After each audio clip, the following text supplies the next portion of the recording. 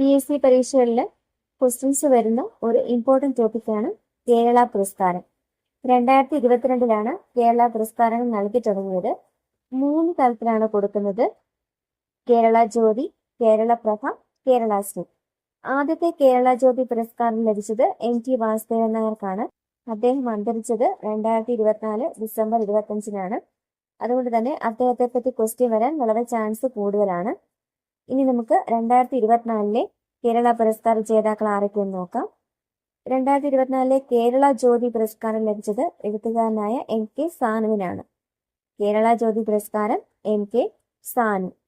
കേരള പ്രഭ പുരസ്കാരം 2 പേർക്കാണ് ലഭിച്ചത്: S സോമനാഥ്, ഭുവനേശ്വരി. ISROയുടെ 10ാമത്തെ ചെയർമാനായിരുന്നു S സോമനാഥ്. ഭുവനേശ്വരിയുടെ പ്രവർത്തന മേഖല കൃഷിയാണ്. കേരള പുരസ്കാരങ്ങളെ പറ്റി പഠിക്കുമ്പോൾ ജേതാക്കളുടെ പേരും അവരുടെ പ്രവർത്തന മേഖലയും പ്രത്യേകം നോട്ട് ചെയ്ത് പഠിക്കുക. അടുത്തത് കേരള ശ്രീ.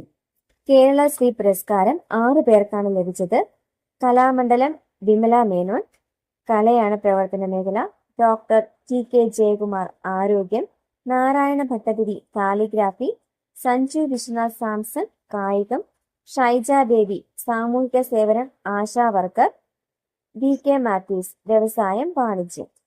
ഇതുപോലെയുള്ള കൂടുതൽ കറണ്ട് അഫയേഴ്സിനായി വിസിറ്റ് അവർ ചാനൽ aim4PSC.